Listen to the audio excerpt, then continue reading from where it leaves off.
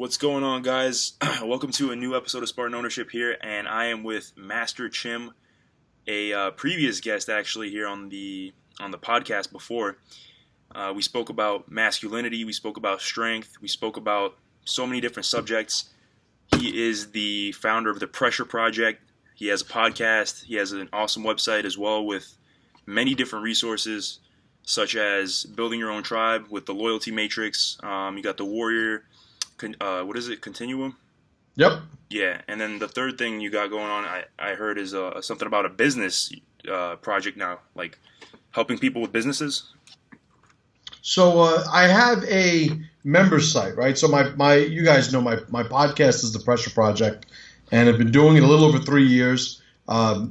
We've built a very, very loyal fan base, a bunch of great dudes that are all interested in becoming stronger. But what I did about a little over a year ago, was start a membership site. So the membership site just recently had a facelift, and it's now the Warrior Project, and that is our membership site. So the programs that you're referring to, the loyalty matrix, the Warrior-Continuum, business of building, function first, strong dad, strong son. These are all programs that are in the member site. And the member site, we create a new program every month. This month's power program is reactionary gap. So what we do is we pick a topic that I think is very important, will resonate with those people that are trying to increase their ability to live a warrior lifestyle. We accommodate them, and we put that power out on a regular basis. So that's where those programs are, and that's what that's about. Awesome, man. That's freaking amazing. Damn, I can't do that now. Nah, but that's awesome. You absolutely can. Let me tell you something, man. There are billions, actually, of men in the world, and everybody's looking to become stronger. So don't ever tell yourself that you can't do it because somebody else is doing it. Because if that was the case, I certainly would have fucking started, you know? True. Everybody would just be listening to Anthony Robbins. Funny you mentioned him. I was just thinking the same exact guy. Yep. Yeah, I actually recently got into him a lot more. And honestly, I got to say, man, I mean, a lot of people talk shit about him, but the guy has a pretty crazy track record. So I don't think he's really that bad at all. Second to none, his track record is. And, you know, he's somebody that, the phrase goes, don't meet your heroes. They'll only let you down. And I recently was in a meeting, like a mastermind meeting, with a bunch of different entrepreneurs. And one of the guys, at one point during his career, had worked very closely with Anthony Robbins. And I told him at the beginning of the day, I said, listen, I'm telling you right now, don't tell me he's an asshole. Don't tell me he screwed you over. I don't want to hear anything bad about him because you're going to fucking ruin it. And he said, Chim, I'll tell you right now, and I'll give you my word, most of those self-help gurus, those life coach gurus, are complete charlatans and frauds. Most of their lives are complete disasters. You know, how many divorces, addiction issues, like all these different things going wrong with them. He said, but Anthony Robbins is as real as it gets, and the dude is a genuine, solid man. So I was so fucking happy. And I told him, I said, listen, man, thank you for telling me that. And if you made that up, thank you even more. That's fucking awesome, man. Yeah, Tony Robbins is really something. And, I didn't even include this in my question here, but I figured it was worth mentioning now because this has definitely been on my mind a lot. And it's that, when I talk about Tony Robbins and self-help and stuff like that, there's a lot of people that just look at that shit with skepticism and they're like, yeah, bullshit, self-help. And they think it's completely useless. Like they think self-help is just ridiculously useless. And if you want to succeed, just do what you got to do and that's it. And sometimes I have trouble explaining the value of self-help to those kinds of people because it's hard to explain it because they keep saying, oh, it's all just motivational bullshit and positive thinking. So how would you justify self-help in a skeptical person's eyes? Well, I'll talk about helping people in general. And you can apply it to convincing people self-help is legitimate, but helping people in general. And it's funny because I'm actually going to use a Tony Robbins concept while explaining this. If you don't have the leverage over somebody to initiate change, sometimes even against their will, you're never going to be able to do it for them. So, the phrase, the old adage is, you could lead a horse to water, but you can't make him drink.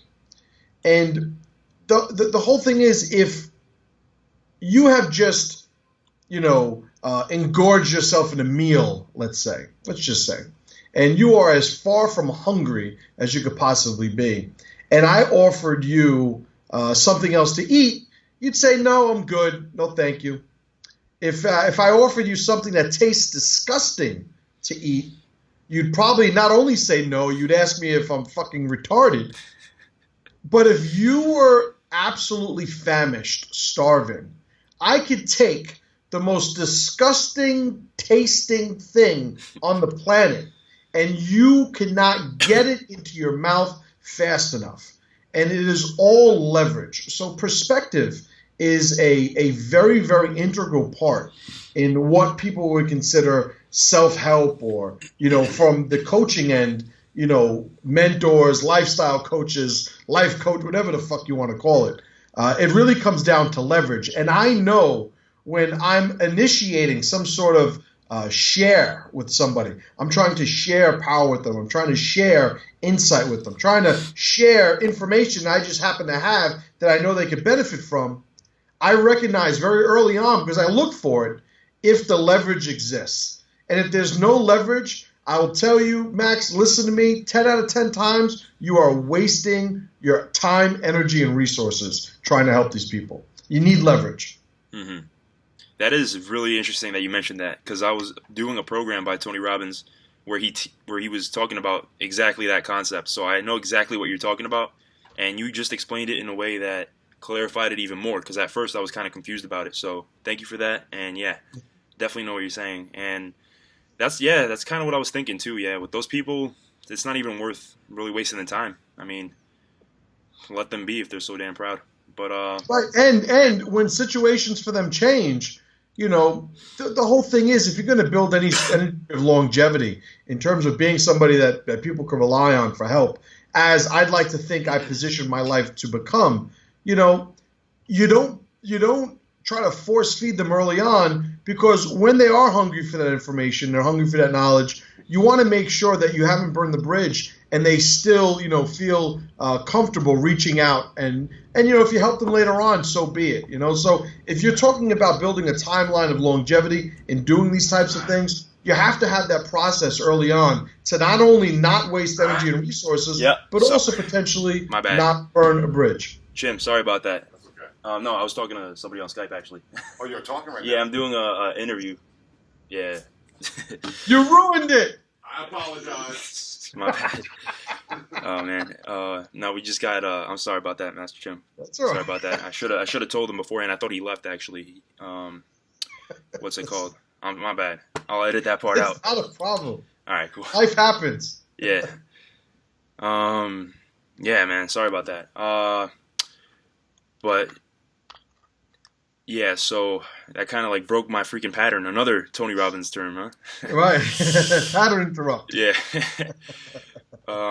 Speaking of Tony Robbins, actually, this is kind of like a good news and bad news situation I'm about to break here. But so I connected with one of his top coaches recently. Well, not too recently. It's been a few months now. And he basically gave me this amazing discount on going to his Ultimate Power Within event or something like that. Right. I don't think it's Ultimate Power. I think it's Unleashing. There we go. Unleashing the Power Within seminar. And it's happening... In Jersey? Yeah. Mm-hmm. So I think if you might know where this is going, but basically I got the tickets, and then I freaking got the email about the PressureCon event. And it's like the same damn day. Right. So I was like, shit. Because I was really like expecting to go. What is it, July 20th? July 21st, 22nd, and 23rd. Exactly when the damn Friday, Saturday, Sunday. The exact days. Now, I'll tell you, a few years ago, I went to the UPI event, and I've spoken about it before. It's I almost felt like I owed him a visit to one of his events because, a lot of his content has helped me over the years so significantly. But I'm going to tell you right now, listen, if you're going to the UPI event, like, you're going to have a great time. It's going to be a really, really powerful experience, and, the pressure con's going to be there. I don't know. Are you a member yet of the member site? Well, the thing about that is I was for like months and months and months, but recently I've been cutting down on expenses, so I basically... Right, so no, not right now. No. Yeah. Right. So what'll happen is at the end of the pressure con, we'll wind up putting all that stuff on the member site, and everybody that's a member will be able to see it afterwards, but you won't because you've cut down your expenses. Goddamn. And I'm glad you said that, because this is actually something I wanted to talk about here. But yeah, it's kind of embarrassing to say that I did, but yeah, I did. Going through a lot of shit, entrepreneurship and all that. So, but basically, what's it called? So one of the biggest things I wanted to talk about today was communication, and it's funny that we started off with Tony Robbins, because that's a lot of what he talks about, communication. And, especially communication when it comes to other men. And I have like a few topics specifically on communication I wanted to talk about. And I guess the first one I wanted to start with was, and you know what? I'll even segue it to another one because of the sort of interaction we just had. Seeking approval / justifying yourself. Like, I just started going into all the reasons why I wasn't a member, because I was trying to, I guess, justify myself. And here's the exact question I wrote down. I oftentimes catch myself explaining and giving people reasons why I do what I do. I feel obligated to do so because I feel like I'll offend the other person if I don't. So part of me thinks it's weak to justify yourself all the time. But then again, I already said the reason why I do it. I feel obligated to like let the other person know, because what if I like hurt their feelings and stuff? And it's still a dichotomy in my head. So, and I know you're a fucking assertive guy, and I know you're gonna have some good shit to say about that. So, well, what I'll say is, how you respond in a situation like that is really a matter of function. If I have to explain why I'm doing something, it's because the person not understanding why I'm doing something is going to create some sort of dysfunction in either our relationship or, some process moving forward. So I do it for clarity, because oftentimes what happens is these false dichotomies present themselves in the eyes or the ears, really, of somebody who's listening to you. And you want to make sure that you're not miscommunicating with them and you're saying things effectively and efficiently. The other issue is those instances where you're going to say something that somebody doesn't want to hear, and you somehow want to sort of smooth that over. That's an entirely different thing. So if I'm saying that, if I get invited by a good friend of mine, hey, listen, I want your family, to come over and, we're going to have dinner. My wife's going to make us dinner. Would you mind coming tomorrow? If I say, no, I'm busy, I'm giving him the answer that ultimately is going to let him know what I'm going to do, but I haven't done it in a way to sort of really design that clarity. And now there are I'll give you an example. I remember, and I'm not going to say his name, but I was trying to get a guy to come on the Pressure Project so I could interview him. And it's become, really, really popular recently. And, he and I actually have some mutual friends. And I was sending him some messages and stuff, and he has a lot of content that's right on and still great content, no matter what happened in the story I'm about to tell you. But I sent him about maybe half a dozen messages. And, one of the things about Facebook is you can see when people read your messages. Yeah.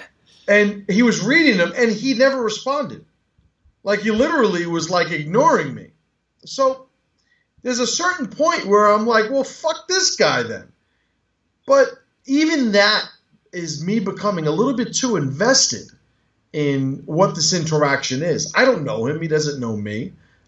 He doesn't know anything about what it is that I'm doing. Obviously, I didn't do a good enough job, communicating that to him in these messages, because the only thing that matters is what he understands, not what I say, right? the light bulb has to go off. It's the only thing that matters. And what happens is I have to sit back and remind myself, well, he doesn't owe me anything. I don't owe him anything. He's not in my tribe. I'm not in his tribe. There is no sort of honor-bound type protocol that, dictates how we deal with one another. So what it is me attempting to build an alliance and him not connecting on that end. So, explaining something to somebody, when it's unnecessary is weakness.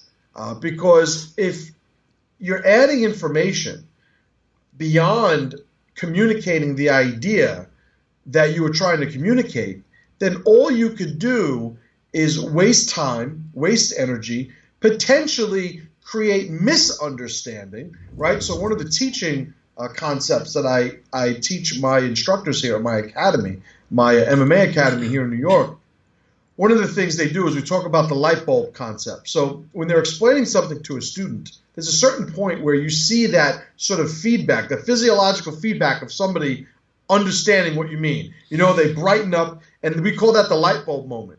And what they're to do as soon as they see that light bulb moment is walk away. Because all they could do is fuck it up now, Right. So, if let's take the example that we just had. I have a membership site. It costs money. You are trying to organize your budget so that, you could pursue whatever entrepreneurial things that you're doing. And you made a decision to take the membership of my site and take it off put it on the shelf, for the time being at least, so that you can pursue what you're going to do. I get that. It doesn't matter to me. If you had promised me you were going to be a member and now are not a member, well, that's a different situation. If you were a member and I was relying on your membership money to feed my family, and you knew that, it'd be a different situation. There are a lot of different ways that we could change what it is. But, when you move in the world of men, your communication needs to be as pure as possible. And very rarely or I would say never, do you achieve purity by adding something. It's actually the opposite, removing all the bullshit. And when you're communicating, like there's guys that I see, I don't have to say good morning to them. I don't have to say see you tomorrow to them. I don't have to say, thank you, please. When somebody sneezes, when I'm with my friends, like nobody says God bless you. Like, because all of that's unnecessary bullshit, Now, some people need that because that is their culture. That is the way that they deal with things. But when you start talking about like, how do we move as effectively and as efficiently as possible via communication, you'll find that it's really a process of eliminating the fluff rather than learning how to add something to make it more effective. You know what I mean? Yeah. Wow. That's freaking awesome, man. That reminded me of a Spartan story I heard or that I read. I think it was in the book, The Warrior Ethos, actually, by Stephen Pressfield. Yep. Yeah, and it was some story. You may have heard of it, where some Spartans were engaged in a war, and a group of them came to go report to their commander, like what was happening on the battlefield. And he said, like, he reported the thing in 2 words, and then the commander ended up punishing the guy because he should have just reported it in 1 word. Right. Well, there you go. So I'm in good company. That's funny. And I could definitely see that, man. I mean, it's so funny because my stepdad, he's like an old school Italian guy from the Bronx. He grew up there in like the 50s or something, and 60s, I guess. And I find myself talking to him all the time, and I see him get frustrated with me after a certain amount of sentences. Right. Like he just goes, all right, I got you, or he just kind of like how you said earlier, so no. Right. And I think that's so important to know, because like I guess growing up around a lot of women made me constantly talk and try to justify, and another part of it, I guess, is almost like seek approval. Like I want to be, or at least the tendency was to be, to get approval from the other guy. But if you're trying to simplify your communication and make it pure, you're not necessarily looking for approval when you're doing that, per se, right? Well, I would say, and I think if you maybe looked at it a little longer, you may agree. Oftentimes, it's really trying to avoid rejection. Mm-hmm. It's as much more than it is seeking approval. If we're dealing with people where, we already have a rapport established, we have some sort of working relationship or a functional understanding of one another, and when we communicate, there is this constant adding of information. There's this constant, I would actually, even classify it as leakage, where we're emotionally trying to make sure they don't reject us. And we want to make sure that we say it the right way, so we say it 10 different ways. And at least one of the ways will be good for him, and it's a lot of times I think, when you get to the core of human psychology, the fear of rejection is a very functional fear, but we are not animals in a pack running wild. We operate at a level of sophistication where we have now evolved past that very minimalistic, psychological identity. So for us, if we are moving with somebody on a mission, and it could be any mission, right now you and I have the mission of doing this interview, and we have embarked on the mission of, putting together a great interview. There are things like, you're not going to ask me every 5 minutes, do you have to go? Because I've already told you, listen, I'm here for an hour at a minimum, so all these things are understood. So if you were to ask me, it could only, sort of compound the noise, the distraction, the obstruction of pursuing that mission. So when the mission is clear and everybody's on board and there is a closed loyalty to that mission, this is some loyalty matrix jargon, there needn't to be the same things that you would need when trying to recruit somebody who isn't already on mission to the mission, or just try to communicate with somebody who is outside of your tribe and maybe has a different identity completely. It's why when we meet somebody, we smile, we look at them, hey, nice to meet you. But we don't necessarily act the same way when we see our parents in the morning or our friends at the gym and, smile, hey, good morning, good to see you. There's a certain point where you'd be like, what the fuck is wrong with you, because it becomes dysfunctional. It's extra, and it winds up being superfluous, at a certain point, Mm-hmm. Got you. Awesome stuff. And I was actually going to ask you something about the gym, but I'll keep that to the next section. I still wanted to stay in the realm of communication since we're on it. The next topic when it comes to communication is commanding respect and honor. So how do you command respect and honor from other men so that they see you as an equal? Like when you watch those mafia movies and stuff, you see there's examples. Like I remember I was watching The Bronx Tale or something, and the kid asked that guy, the Don or whatever, he said, is it better? Sonny. Yeah, Sonny asked the other guy, I forget his name. Cologito asked Sonny. Yeah, there we go. Yeah, I'm getting the names confused here. One of my favorite movies. Yeah, I was just watching it again for like the third time the other day. And I remember he asked him, is it better to be loved or feared? And I think Sonny ended up saying that it was better to be feared. But I know that that's kind of that could be easily misinterpreted. So how do you command respect and honor from other men? How do you balance the aspect of fear, love, respect, and all those things around other men, basically? What are your thoughts on that? So honor is the currency of in-tribe virtue. I could be an honorable man, and how that would be assessed would require you to look at how I act, how I conduct myself, how I fulfill my role within my tribe. If you have if some ISIS guy blows himself up and, blows up the gym, right? It's going to be easy for us to say, oh, that guy had no honor.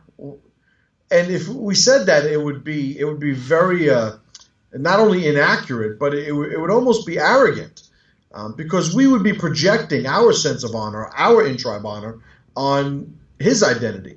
Now, it's funny how you have people, and people, they get emotional and they fuck this up all the time.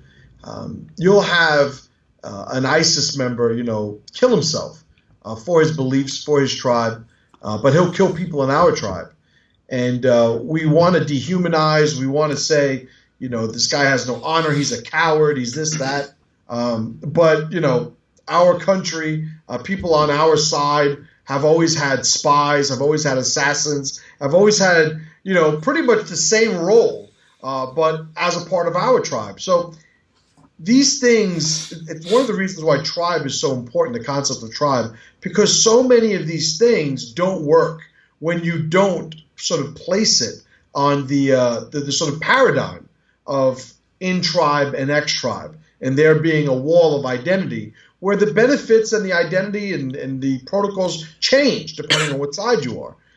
So when it comes to commanding respect, if I'm commanding respect to somebody who is not in my tribe, what that means is what I say I'm going to do and what I do are congruent. What I'm expected to do and what I do is congruent. There is not an inconsistency between how I present my identity and the deeds, the rituals that I pursue while, claiming that. So I could say, hey, listen, I'm a hardworking guy. I believe in showing up early. I don't believe in making excuses. And I could say that in a job interview with you. You say, you know what? You're hired. And then the next day I show up late and say, oh, man, you're never going to believe this. My fucking car broke down and I was walking here and I tripped. I sprained my ankle. So I could do something that's completely inconsistent. Well, that's a grounds for you not respecting me, right? Because how I present myself and then how I go about proving that presentation is incongruent. Now, in tribe, if we were the same amount of tribe or in the same tribe, not only am I sort of on the hook for that same level of congruency, but now I also have the congruency of our code of virtues. So if we are, Hindu, right, and we don't eat beef, right, and you see me eating a burger, I haven't told you that I was going to not eat a burger and then you catch me eating a burger, but I have disrespected our tribal identity and our tribal rituals. So it is grounds for you to not respect me. So to not respect somebody because they are not following your in-tribe identity is, I think, misleading, because what winds up happening is then you give somebody else, and this starts getting a little confusing, but follow me if you can. For what it's worth, it makes sense in my head. Hopefully I could transfer that to you. I got it. When all I need to do for you to respect me is present myself as somebody who's like somebody in your tribe, it creates the ability to manipulate you. Mm-hmm. So if I tell you, like, if you've ever studied NLP, persuasion, sales, of which I have for a long time, one of the things that you'll do when sitting with somebody, let's say a closing, meeting, I'm going to sell you a car. I show you the car. We go on a test drive. You are flying high. You want this fucking car. We sit down, and now I got to ask for that money, right? I got to get you to sign, and the line is dotted. Little movie reference there. And when you lean forward, I lean forward. When you sit back, I sit back. When you put your hands on the table, I put my hands on the table. And this is all happening while I'm talking to you. So I'm communicating with you at a level that you may not be tracking because we're communicating vocally, verbally. But what I'm doing is I'm pretty much presenting myself as somebody who's just like you. And when you have somebody, or when you have a process that allows you to just say, this guy is a good guy because he's just like you, then you just have to have somebody be just like you in order for you to think they're a good guy, as opposed to this sort of objective standard of character and behavior that we should have to determine whether or not somebody's respectable or not. You know, if you are a drug addict, right? Let's say you fucking do coke every day, right? And I do coke every day.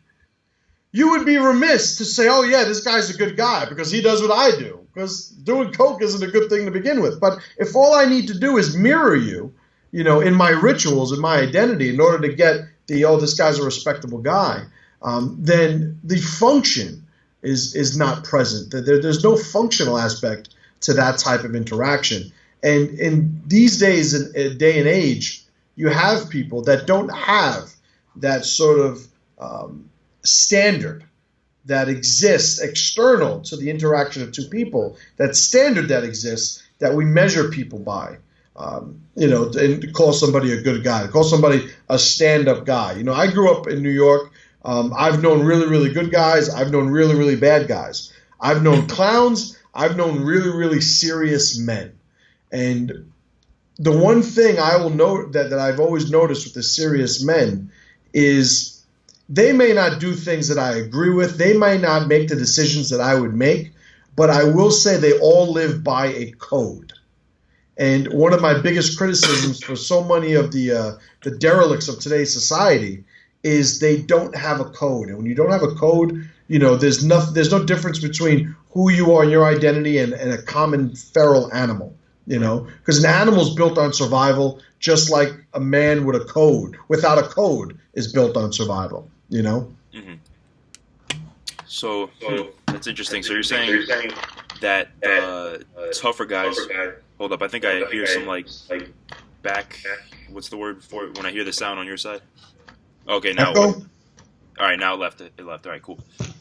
So you're saying that the guys that you don't necessarily agree with, the serious men, those are kind of examples of guys that are potentially not in your tribe. So therefore, you don't have the same code of virtue, and therefore you don't have the same honor code in a way. But so what you were trying to say was that to command, those guys still command respect, right? I mean, you said they were serious men. Well, not because they were serious men. They command respect because who they present themselves to be and who they actually are is congruent. Mm. And when somebody's outside of your tribe, that is the standard that I use to assess whether or not somebody is respectable. Who they say they are and who they actually are one and the same. And it's that congruence, that consistency that is respectable to somebody who's outside of our tribe and isn't necessarily bound by also our in-tribe code of virtue. Mm-hmm. So that person, through congruency, basically triggers your respect. And what I'm trying to understand is, like, let's say if we're trying to apply this to a practical situation, mm-hmm. I'm in a tribe where, you know, the honor virtues have to do with, say, we all work out, you know, we all do martial arts, we all are actually passionate about growing and stuff like that. But let's say there's some other guy, maybe like some guy in a gang in New York City, for instance. Mm-hmm. That guy probably doesn't have the same honor code as me. Like, he doesn't probably work out as much. He's not that disciplined. He's probably not that passionate about, say, Tony Robbins. Mm-hmm. But he definitely commands my respect. So what is it about that guy? Or basically, a better even question would be, what would I have to do to command that guy's respect? So to command somebody else's respect, so from the opposite angle, I'm tracking what you're asking. Yeah. Understand it's not up to you. So commanding respect in terms of how somebody views you, as opposed to the way somebody treats you, are two different things. So a great Dr. Phil quote is, we train people how to treat us, right? We train people how to treat us. Incredible quote. And I couldn't agree with it more. And when it comes to what we are, when we deal with people, what we expect from them in terms of deeds, it's important to understand that if somebody is not in my tribe And if I ask them, let's say I do a business deal, right? I want to purchase a building from them. And we set a meeting time, and he shows up on time, I show up on time. We negotiate a price in good faith, meaning neither of us are trying to deceive one another. We wind up committing. We even shake hands at first, eventually leading to a signed contract. And then the day comes where we actually have to pull the trigger, and we both do. I've commanded his respect to the only level I care to command somebody's respect, which is a functional level. Mm-hmm. He could think I'm a complete piece of shit the whole time this has happened. Doesn't matter, because he's not in my tribe, and the alliance that we've built through trying to make this purchase of this building, the sale of this building, does not rely upon our in-tribe virtue. The alliance is based on mission. The mission is getting this building purchased, not getting this building purchased, and you also have to think I'm a good guy. Mm-hmm. It doesn't matter. So respect is a very functional assessment of an individual. Okay. Does that make sense? Yeah. So to talk about your tribe and the gang member in the Bronx, now, who gives a fuck what he thinks about me? But he better not sit in my fucking car. He better get out of my fucking way. He better not try and steal any of my shit. He better watch his fucking mouth when I'm with my wife. And if he does all those things, what the fuck do I care what he thinks about? Because it's all about the functional, the functional relationship in reality that matters, not what's going on in our heads. You tracking? Yeah. 100%. And that's pretty interesting then. So it's like you have a preset set of boundaries for people outside of your tribe when it comes to kind of your frame. So I like how you just came out with like those 4 things you immediately knew were the almost like boundaries basically. Right. So do you think about those things in advance? This is what I would do if this happened. This is what I would do if that happened. Well, I would say that there's certainly, part of, philosophizing, as I consider myself a philosopher. One of the things is you want to sit down and you want to think these things through. You want to explore your morality, explore your identity, explore how my mission is still fulfilling to who I am and what I see as virtuous. Like there are all these things that, I'm always going to be thinking about shit, It's what I do. It's why I love having these conversations, because I get to explore it at an almost expedited rate. But the whole thing is, if you think about the SIOC concept of being the feeder, mm-hmm. being the one that sets the actions in motion, being the one that is sort of leading the dance, so to speak. Mm-hmm. I'm not going to think like a receiver, which is the opposite, whereas I'm going to sort of address or change how I act based on who I'm around. Like, oh, these guys are here, so I'm going to make sure he doesn't do this. Well, no, I'm going to make sure nobody does those things. If I see him, maybe I'm thinking his identity is more likely to infringe upon these standards that I have. But those standards exist no matter who I'm with. So it's really, and there's a difference between, I want to make this distinction between somebody respecting you and somebody liking you. I respect a lot of people that I don't like. Mm-hmm. I have a lot of people that can't stand me but have to respect me. Because who I say I am and who I do when I'm being me, the rituals that I perform are congruent. Mm-hmm. And that is what respect is. You'll have a lot of people, and this is where the manipulation comes into play. A lot of people are very easily controlled because the only standard for alliance they have is that they like the person, is that they feel good. Mm-hmm. And that liking and that feeling may not be functional at all. You talk about, abused wives and, bad business partners and, all these alliances that are completely dysfunctional. But because there is an emotional, payoff, payload. It is all they require to maintain these alliances. And one of the programs in the site I have, Function First, it speaks to this. It speaks about what things do in the real world as far as effect. Is really the only thing that matters. If you go by, I don't need people to like me. I need people to respect me. And it's funny because that phrase, that saying, is almost cliche. Everybody's heard it, but nobody's really dissected what the fuck it means.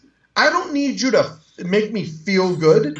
I need you to do what you say you're going to do. I need you to be who you say you're going to be.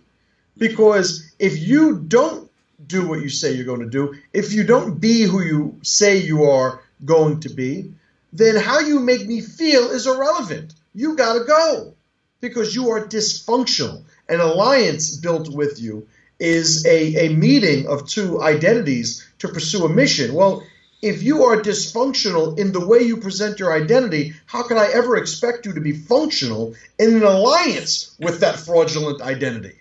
You know what I'm saying? Yeah, definitely. That's really cool. Yeah, I mean, that's something that I've been struggling with a lot. A lot of people I know struggle with that, and it's letting go of the need, and that comes back to seeking approval or avoiding rejection. Is what you just said about you don't need people to like you, but you need them to respect you. And I actually literally I wrote this down in my questions. I wrote example Donald Trump. Paradoxically, he's not a very likable guy per se. He's not like making everyone feel good, and he's not exactly the pillar of warmth. Mm-hmm. But he is a pillar of respect, though. And very often, he will command that respect among anybody he's with, whether it's other world leaders, no matter who it is. People only talk shit about him on YouTube videos and on stuff like that, but in front of him, I don't know, there's not that many examples. And you could just tell, people don't necessarily like him. He's very controversial, but boy, do they respect him. So, yeah, and that's and the contrast in his identity and Obama's. Obama was probably one of the greatest speech givers that we've ever had as president in America. The guy could send a speech. Just a master. Of his craft where that's concerned. But it's almost like if you owe me money, let's say you owe me $100, and you take out the money and you say great things, your body language is empowering and very easy to connect to, and you're making me feel positive, you're bringing the energy up, and I feel like this is a good exchange when you're paying me the money. At the end of the day, I'm still going to look at the numbers on the fucking bills. And the problem is, too many people, they get so involved in how, this alliance, this interaction is delivered or executed, that they don't count the bills. It's like, is he doing what he said he was going to do? Is he being the person he said he was? Because if those things are incongruent, how I feel is irrelevant. There is no mood that is going to stop a flood from fucking ruining your house. You're right. There's no mood that's going to stop, a wild animal from attacking you in the woods. Talk about Tony Robbins. He has this great analogy where he talks about weeds in your garden. Mm-hmm. And positive thinking. He goes, you can't think positively and take care of the weeds because they'll take your garden. Right. And it's exactly, what I'm speaking about. How you feel about something. I've always said emotion is the spice of life. Right? Mm-hmm. It's like a flavor in a food. We still have a nutritional necessity, a requirement to be nourished. And when we're talking about nutritional nourishment, we're not talking about taste, and too many people sort of eat according to taste and they live according to taste, and you have to nourish yourself. And that nourishment is really measured by function. Mm-hmm. Does it work, Right. 100%. That's freaking awesome. Definitely. And more on the section of communication with other men, because we keep talking about you keep talking about how people present identities, and what you're looking for is congruency. So a lot of people, whether it's they owe you $100, whether it's they're disrespecting you, whether it's they're crossing those standards you set for yourself, in the example of the gang member, sitting on your car and stuff like that, that is more in the realm of confrontation now. So that's exactly one of the things I wanted to talk about. How and when do you call someone out on their shit, whether it's them being disrespectful, narcissistic, they're putting you down, or maybe they're even crossing one of your standards? How does a man deal with confrontation in a masculine way and not in like some pussy-footed feminine way or whatever? So there's an episode of my podcast called Haters, and I think guys could actually find it. I have, even though my episodes are archived, we only keep the last 12 public, then they go into the member site. I think Haters is part of the Canon collection, which are a bunch of different episodes that I make available, all the time because they're so important, Haters, I believe, is one of them. And in Haters, I present a model for dealing with people who are haters, and it's in tribe, ex tribe, laddered or not laddered. And those are the qualifications, the categories. And in tribe, ex tribe, makes sense. Is this somebody that's in your tribe? Is it somebody who's not in your tribe? I mean, I could fucking go into a million layers on what that means, but I think everybody has a functional understanding of what that means. But laddered and not laddered speaks to your mission. Okay, so if it's in tribe, laddered speaks to the mission of the tribe, right? If it's somebody who's not in your tribe, which I call ex-tribe or external tribe, if they are laddered, it's because we have formed an alliance to pursue a mission. Okay, selling the building, right, or doing this interview. Let's use this. So if you're somebody who is here, let's say just insulting me, right? You're doing something. You are ex-tribe, but you are doing something, or our alliance is reliant upon you participating, in the pursuit of this great interview we're supposed to have. And if you're doing something to sabotage that, then I have to deal with you. I either have to get you back on track with getting a good interview, or I have to break the alliance, and accept the fact that there's an expiration date.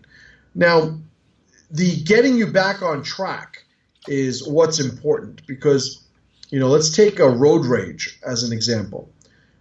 Somebody driving down the street and, somebody cuts them off and, you beep and they turn around, they give you the finger, maybe they yell out the window, fuck you, and, you're livid. I've known people who will fucking drive an hour following this guy, to wait for him to stop to get out and throw him a beating. Well, the guy is ex-tribe, and there is no alliance between the two of you that you are trying to protect. So no ladder. There's no ladder. He is not laddered, right? He is not involved in you climbing the ladder of mission. That's where the laddered word comes from, the term.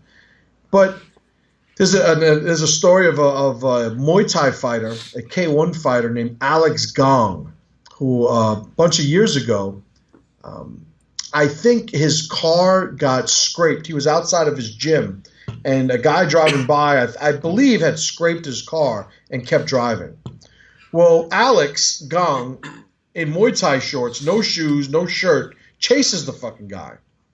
Eventually reaches the guy at an intersection. I believe the guy had no understanding that he fucking ran into Alex's car. The guy he comes up to the window, the guy blasts him right in the chest. Kills him. Alex Gong dead. Shit. Killed chasing somebody who was not in his tribe, was not laddered, was not in any way a part of Alex being who Alex was setting out to be. Right. A complete emotional reaction.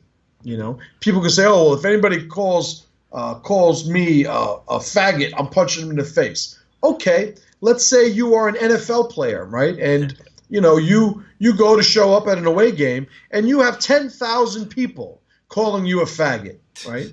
Yeah. You have 10,000 people calling you a coward, calling your wife a whore, saying all the things that you said, hey, well, anybody ever says this, I'm going to fucking do this. And it's so easy to draw up a scenario where you prove that it's complete bullshit, that it's a bad idea to run around with this as one of your codes, But the laddered and not laddered is where the remedy to that, lies. Mm-hmm. If it's somebody who lives on your block, who lives in, and it's some city language, right? Up in Pennsylvania, they say road. I get my balls busted for that all the time. But somebody lives on your block in the city, and every single time you and your wife come home, they call your wife a whore. That's a fucking problem, right. That's a problem. Why? Because this guy has formed an alliance with me in the community of our block, our neighborhood, our living arrangement, the day-to-day, interactions that a community have. So he is laddered in that sense, right. And he needs to be put back either on mission or he needs to go. Right. I'm sorry about that. I got a freaking cold. I got to cough this one out. God damn. It happens. All right. So you're saying then that people, and I love the model, really well thought through.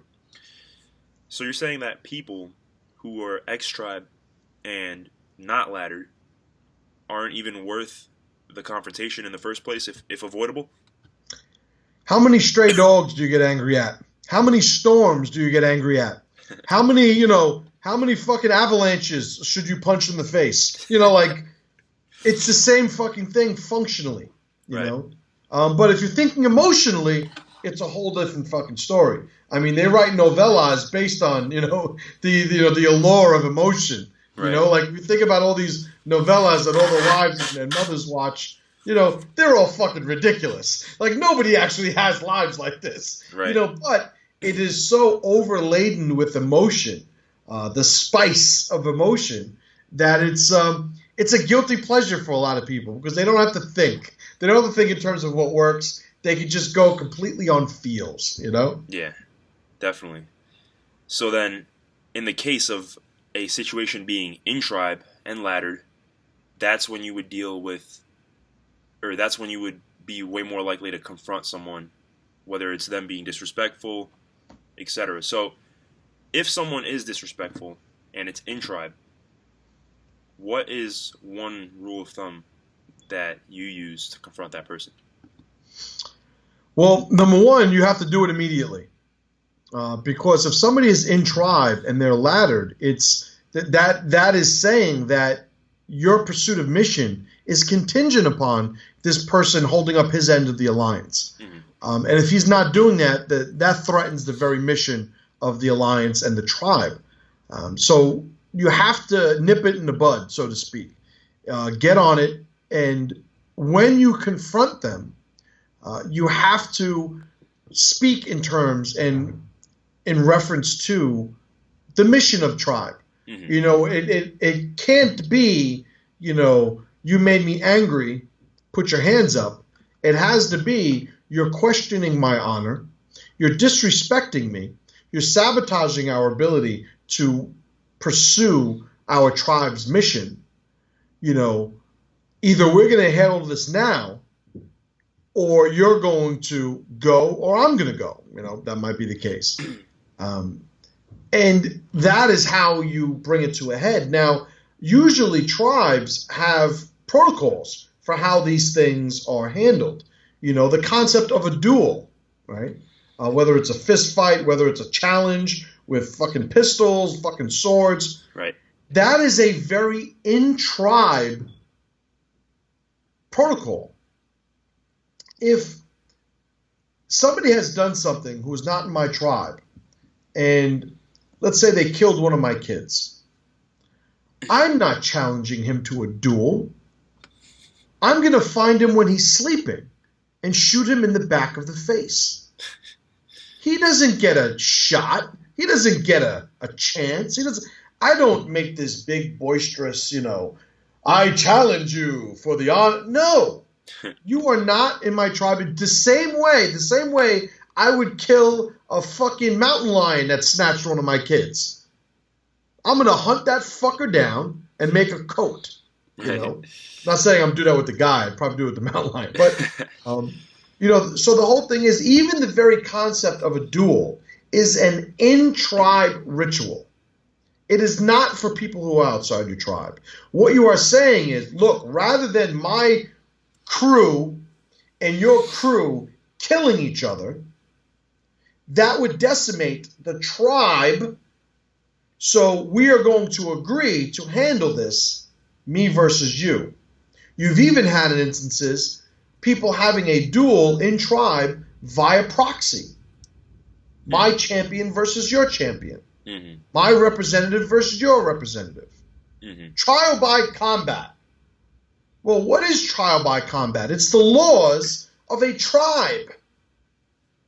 Mm-hmm. You don't have, you know, wars being fought by two guys duking it out in the middle of a field. Right. You know, like by any means necessary. Spies, nukes, fucking air support, submarines, fucking chemical warfare, by any means necessary.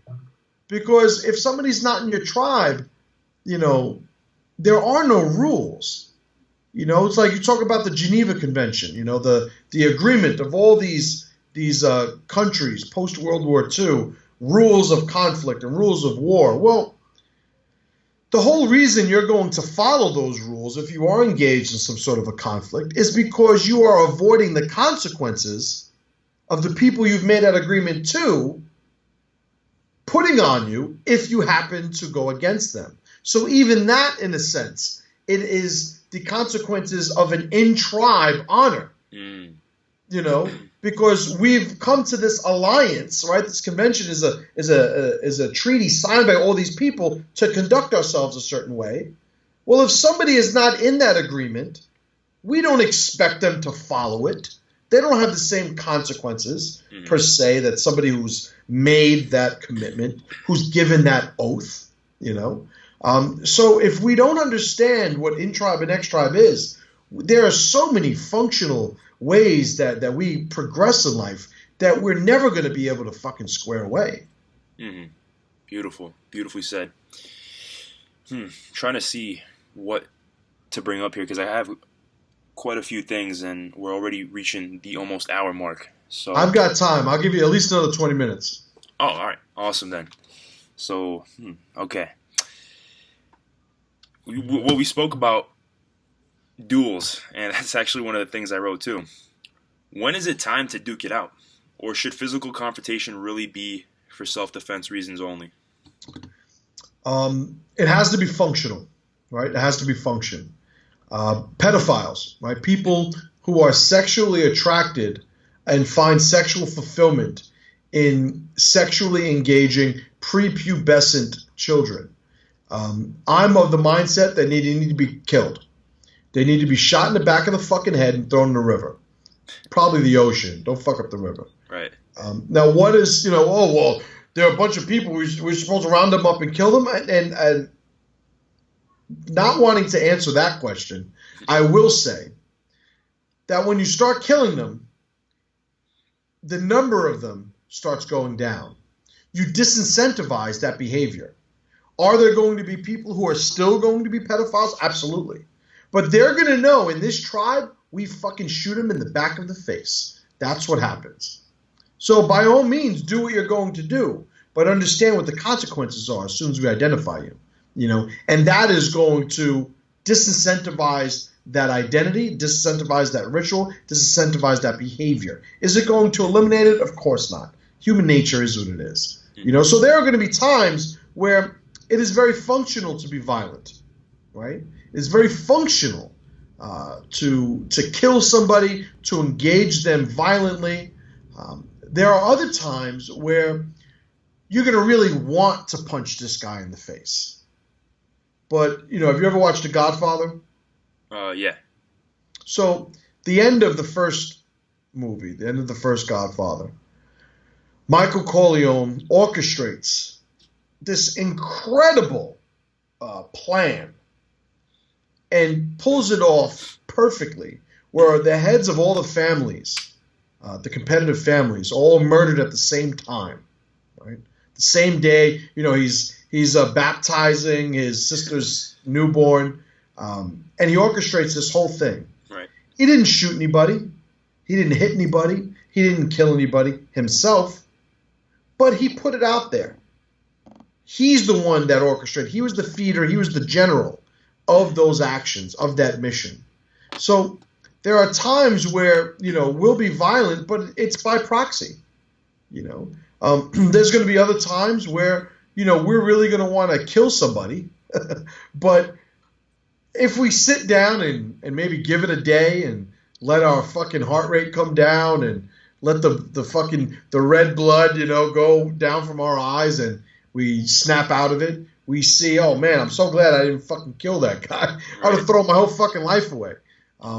You talk about guys who do have road rage and drag people out of their cars and beat the shit out of them, or, the kids, the teenagers, that, they see their friend kicking somebody's ass. Oh, it'd be fun to go up and kick him in the head too. And, they're doing 10 years because of it. It's like, fuck, this was just like a thing. I didn't really want to give 10. Like, if you ask them, are you willing to pay that consequence right before they do it?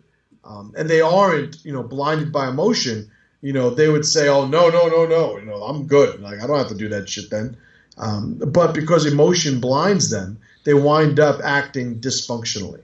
So again, to me, it comes back to a function. Right. The people that say violence should only be used in self-defense, that's fucking nonsense. That's nonsense. Whether you're killing a deer, shooting a fucking an intruder, going to war, over some sort of a conflict. There are so many instances where it is very functional to be violent, and I wouldn't classify that function as self-defense.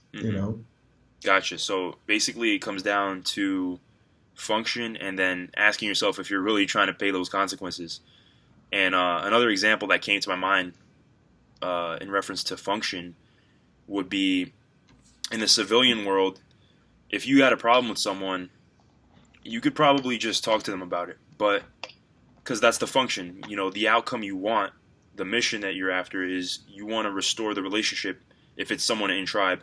And if you have the same vision, you just want to keep heading towards that. You don't want to necessarily make it this big thing because that's not your mission. But if, say, you're in jail and you're there for a few years and you're around a bunch of crazy fucking psychopaths, then it may very well be functional to punch someone in the face for disrespecting you because that environment demands that sort of identity, right? So. Well, yeah. Well, that's, it's exactly right. And you needn't be in jail. I was locked up as a teenager, and I fought almost every day. So believe me, I understand that to be true. But I also grew up in a neighborhood where I was also fighting almost every day. Because in my neighborhood, the role I was, the identity that I was somebody that had a reputation as, being able to handle himself physically. I was a tough guy of the neighborhood. And, it was very much a component of pursuing the identity of the role that I chose. And when you're in jail, I was just watching a comedy special.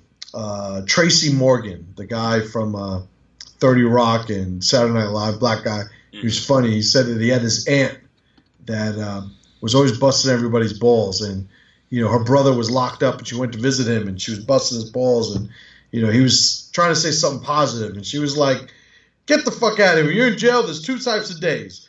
Days where you take it in the butt and days where you don't. So, there are different ways to look at these scenarios. Using jail as an example, you don't have to fight every day. I wanted the role in the tribe when I was locked up as somebody who was willing to fight, as somebody who was not to be messed with because there would be a consequence, because the benefits of that role I wanted. I wanted people to not fuck with me. I wanted people to not steal my shit. I wanted people to not, humiliate me and treat me a certain way. But I can't just make that decision I have to abide by the role. I have to pursue and perform those rituals expected of that role, which means when somebody tries to check me, I check them. When somebody instigates, I remember one time I got into a fight, and you usually get an hour of playtime, right? It's like recess in grade school, but different, right? And I was playing basketball, and there was a guy I remember who called me a faggot because I don't know if I called foul or whatever happened in the game. He called me a faggot, and I went right up to him and knocked him fucking unconscious. Now, the reason I didn't want to do it, I didn't want to have a fight. I didn't like being called a faggot, but being called a faggot, like, all right, I know I'm not a faggot. It doesn't matter to me. But him calling me that and me not responding would be incongruent with the role that I wanted to experience, the role that I wanted to adorn. So I had to, in order to maintain that identity in tribe. So it's really, who you want to be and being congruent, getting back to what I had said earlier about who is a respectable man, who is what we call a stand-up guy. It's somebody who is very very congruent with who they say they are and who they actually are. Mm-hmm. And oftentimes, that congruency usually has traits of functional masculinity, like the basics, basically, right? Right. And you mentioned tough guys. I checked out that reading list you had on the site a while back, and I got a few books from there. I got Basic Economics. Thomas Sowell. Yep. Yeah. And I also got a book called Tough Guys, in which you're in, actually. I didn't even know that. yes. The photo fucking book. I don't know what it's called. Yeah. So I was surprised when I saw that, because I was John Wyatt, I think is the guy's name, the photographer. Yeah, I got it right there. Yeah, that might be it. I'll just pull it up for everybody to see. Yep. Yeah, Wyatt. There it is. Yeah, John Wyatt. He contacted me and said, told me the premise of the book, and it was like, would you mind if I came in and did a photo shoot? Because I really like you. So I'm like, you're calling me to ask me to be in a book called Tough Guys? Yeah, so it's pretty cool. Yeah. But good guy, great, very talented photographer, and great experience. Yeah, definitely. It's an interesting book too. So I think a lot of these guys would command respect from most people because they seem to be pretty congruent and also have the traits of, functional masculinity. Right. Yeah, so for sure. I'm trying to see if there's anything else on the communication section I want to talk about. This is one thing I wanted to say here. I think it's worth mentioning, and you talk about this a lot on your podcasts, which is the concept of putting in reps to achieve something. And I just got this thought that if you were raised and conditioned to be too nice and too polite and at a detriment to where you're putting yourself down and you're basically avoiding rejection at every turn of the corner, do you think that since you're so well versed in the spectrum of nice guy, because the spectrum is nice guy and then I guess asshole towards the end. So if you're so on the nice guy spectrum, do you think that you should just be a little bit of an asshole sometimes just to put in those reps and taste the other spectrum to balance you out? Well, we could train ourselves to do just about anything that's humanly possible. And I would say the category or the collection of things that are humanly possible probably far exceed what we think is humanly possible. Because our ability to assess that is even limited. So anything that we do over and over again, we become more adept at. Malcolm Gladwell is he's the guy who very famously put out the 10,000 rule in his Outliers book. The number 10,000 very much based on the apprentice mentor relationship. how many times an apprentice would do a thing before he also became a master. 10,000 is a comfortable number that people come with. And Robert Greene's Mastery speaks to that, another great book. And eventually what happens is, and this is a concept I learned from Tuan Tom Kyer from SIOC, is we replace our natural response with a trained response. And that winds up becoming our natural response. And whether it's how we interact with people, our rituals throughout the day, the food we eat, the things we pursue physically, our relationships, whatever it is, we can repetitively work on exchanging what we've always done with what we want to do, to the point where it now becomes installed and it now sort of takes the seat of who we presently are. So you see guys, they go to jail, they come out, they got their little fucking Muslim yarmulke on, whatever the fuck is it's called, and probably not a yarmulke, but we see a lot of people change who they are, and sometimes they couldn't be they couldn't be more sort of grandiose in the changes that they've made, but it really comes down to a commitment to installing an identity or a ritual through repetition. Right. So if that's the case, then do you think that, because if your identity is so installed within the nice guy frame and the too polite frame, and you're trying to get that more aggressive side of you out, what means do you go about getting those reps then to install that identity? Well, number one, you square away exactly what your responses are going to be. If you are unhappy or unsatisfied, or you are rejecting the things that you have always done, you have to identify what those things are. You have to say, well, what should I be doing in its place? You need to become conscious of that, and then you need to go and get after it. So much change happens from, committing to changing your mindset. If I'm angry, I act a certain way. If I'm happy, I act a certain way. And that affects everything about my life and all the interactions that I have. So, that is, just a simple example of how mindset affects, the real world. And, it has to start with mindset. And then it's, going out and having those interactions. Then it's having that time to sort of debrief and reflect to, am I doing the things that I said I was going to do? And eventually it comes back to tribe. Do I have a bunch of people who are reminding me of what I should be doing and how I am or am not doing that, as they see it? Mm-hmm.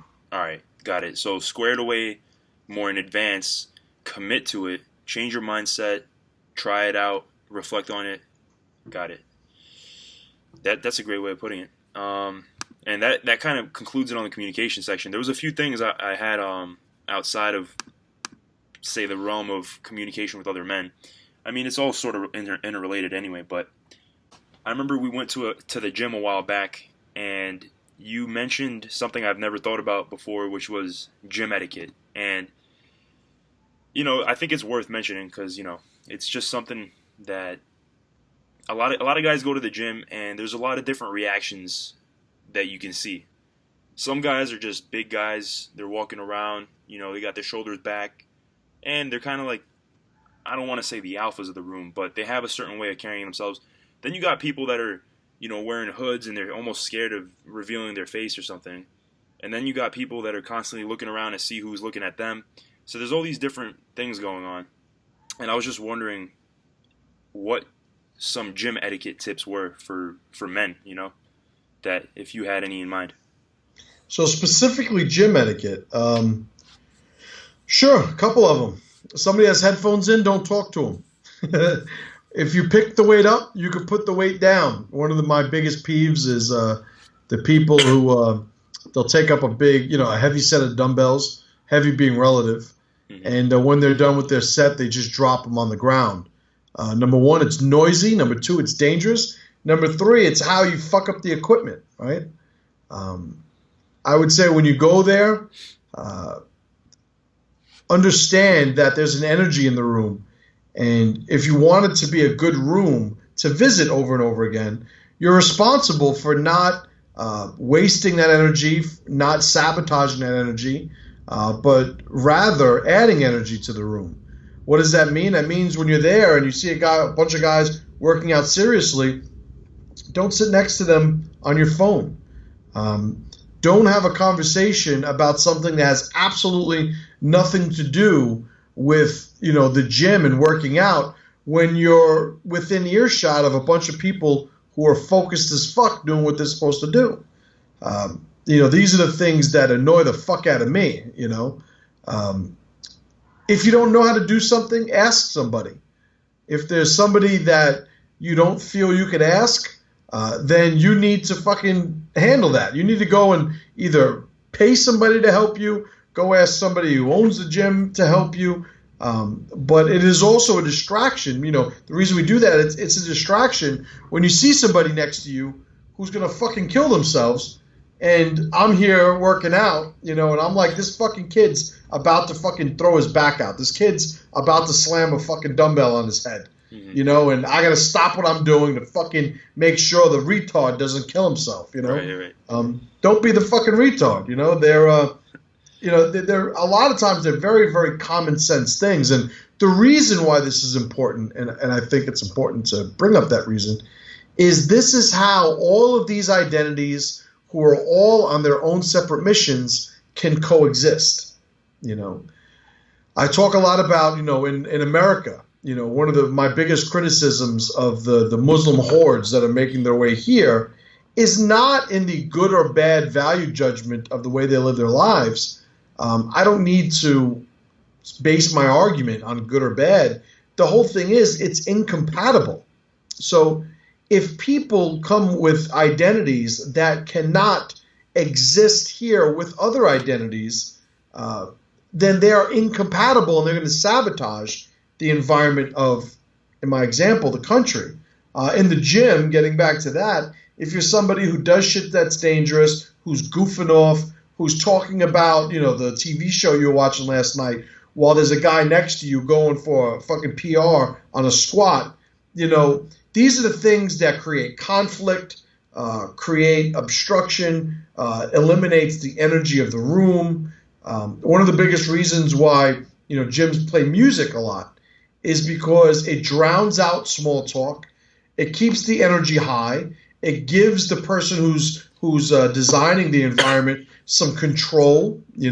I can play slow music, I can play fast music, and it's really to get everybody on the same page to a functional level. Gotcha. Yeah, there was actually some guy, and this is a little bit ambiguous as an example. There was some guy the other day, pretty big guy, just yelling with every rep he was doing. He was just hoo-yahing and yahooing and all this other shit, and he was really being loud. And I was on the fence about whether or not to kind of be pissed about that, because on some level it was annoying, but on another level it was obnoxious in some ways. But on another level, I was thinking about it like, well, we kind of are in a gym to get stronger, and this guy is yelling to get more energy. So what would you think about that situation specifically? Well, I'm the guy, there was a point where I was the young blood, I was the guy where all the old guys yelled at all the time. And I was very fortunate to start lifting weights in a very old school, small gym here in the Bronx, full of old timers who taught me all the things that I was sharing. Sometimes, it wasn't a very, very easily learned lesson. And, I'm at the point now where if I see somebody who is lifting a very unimpressive weight, who is demanding this attention through screaming, I'm probably going to say, listen, do me a favor. When you start lifting screaming level weights, then you could scream. That is almost a hold your breath level weight. That is almost I'm going to warm up so I don't hurt my joints type of weight. Right. Not a scream. Like, I might say that to him, but by the way, the reason I'm saying that to him is to help him. The same way that these old timers fucking busted my balls, Busted my, like, I would bench and fucking scream. I remember I was like 13, 14 years old at this gym lifting weights. And I would scream, and they come over and they grab me like, "You okay?" And I'd say, "Yeah." And they said, "Well, I heard you screaming. I thought you hurt yourself." Because I know you weren't screaming over this little fucking woman weight that you're lifting. You know, like, this is the ball busting that would go on. And it's very much an in-tribe ritual, right? It's what busting balls is about. You know, how do I remind you what you should be doing without actually creating a conflict? You know, so nice. If it's some guy and he's fucking deadlifting, 700 pounds for reps and he's fucking fired up, then I'm going to tell everybody, you shut up and you get out of his way, because that motherfucker is going to show us how it's going to be done. Right. And I know he's at such a high level of performance that he's not screaming out of, wanting attention. He's probably screaming as a functional component to him doing what he does. Mm-hmm. When I'm about to squat heavy, I turn into a fucking maniac, It's not attention. It's not like, I don't give a fuck if anybody's looking at me. I'm in my head, So if somebody wants me to be quiet because, this is the judgment-free zone, right? The Planet Fitness, well, for them, the individual's mission, isn't accommodated, and I think that's what it comes down to. So if I heard some big guy screaming, the first thing I'm looking at, like me personally, is, he better have a lot of fucking weight on that bar. And if I'm going over, like if I see him not lifting weight, believe me, and you haven't been in the gym with me enough to see this happen, but there have been plenty of times where I'm going to walk over and I'm going to go, "You screaming over that weight?" And then laugh it off and walk away. That's I didn't tell him to stop. I just busted his balls a little bit, Yeah. But it's all, empowering the environment. If I go to the gym, I want everybody there to be strong, on mission, focused. I want the energy to be high. I'm not there to have a pissing contest and make people feel like shit, "Oh, you fucking weak motherfucker." It's like, what criticism do I have for somebody who actually fucking did what's necessary to come to the gym? Right. Like, "Oh, you weak fuck." And he can look at me and go, "Well, I'm at the fucking gym. I'm working on it. Give me a second," Right. And he'd be right, So it's all about empowering the environment. Right. And yeah, man, I'm all for ending it here on an awesome high note. And by the way, I really like how you define ball busting. That was actually one of the things I wanted to talk about at first in the communication section, but I skipped it because I figured, it's pretty straightforward. But then you defined it really well, actually, towards the end. How did you define it again? You said it was kind of empowering somebody in a funny way to focus on the mission. Well, it's reminding somebody where the mission is without creating a conflict, without confronting them. Mm-hmm. And it's very much an in-tribe ritual, There are guys who you go on the internet and they want to bust people's balls with no purpose, just to say something stupid. We just had that guy, what's his name? Chris Cornell die, right? Mm-hmm. And I think he killed himself, the singer of Soundgarden. Mm-hmm. And a bunch of people posting, you guys are getting upset over a singer. It's fucking stupid. Like, shut the fuck up. Like, whose balls are you busting? What is the end goal? Are you really trying to help society right now? Or are you just trying to get attention the only weak fucking scavenger way you know how? By creating a stink. Sometimes people, they just want to create a conflict because they want attention. Right. It's the little kid who sits down in the middle of the aisle at the supermarket and starts fucking slamming their hands and feet on the floor. They're throwing a tantrum because it's the only way they know how to get attention, So Right. Ball busting is very functional. Awesome. Thank you so much, MC. I really fucking appreciate this. This is an awesome interview. So once again, what's the site where everybody can reach you and freaking get some of that awesome content? I appreciate it. The pressureproject.com is the podcast. The warriorproject.com is my exclusive member site. A lot of changes have been made recently, and I'm really trying to not separate the two, but treat the member site, the Warrior Project, with the attention it deserves. So we're doing a lot of great things behind the curtain. But I appreciate the invite, brother. Always happy to come here and have a good talk. And likewise, thank you so much.